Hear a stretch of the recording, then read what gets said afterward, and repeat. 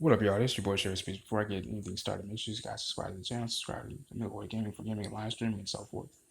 And so in tonight's episode of The Flash, Cause and Excess, we pretty much learn, well, Nora learns exactly what Barry learned back in season 3 when Jake Garrick sat Barry down and told him about the consequences of time traveling, which was every time you fix a timeline, yeah, you may have fixed it, but there's always going to be things that get caught up in, the ruckus of it, so to speak.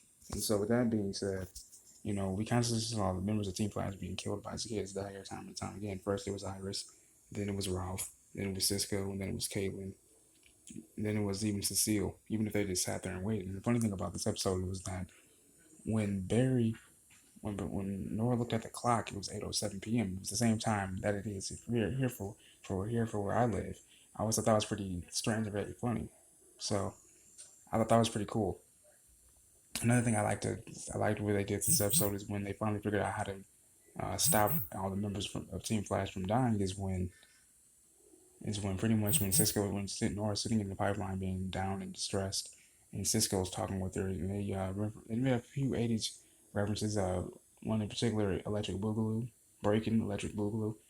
Nora's a pretty big fan of that movie. I love the movie myself.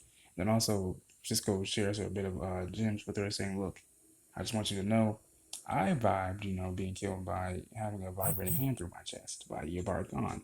And he kind of rang true to Nora because he kind of made her raise her head up. And so they realized that they already know all the moves, so all I have to do is just to find a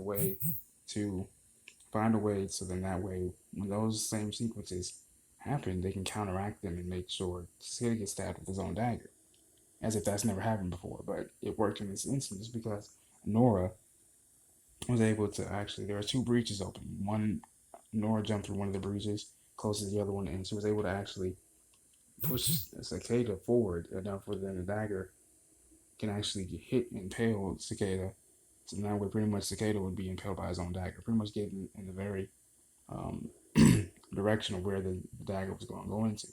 I think it was pretty ingenious in my opinion, and I really enjoyed that. So when Barry comes back from completing the cure under an hour, well, actually in an hour, because initially Cisco's cure would take 30 days, and Barry was able to knock it down to just an hour, while going into the Speed Force, so then that way the tachyons from the Speed Force can act as a catalyst for the cure to manifest. So that was actually pretty ingenious, and so that's where I referenced the Jay Garrick mentor scene that he gave the speech that he gave to Barry back in season 3 about the timeline and the consequences of doing so.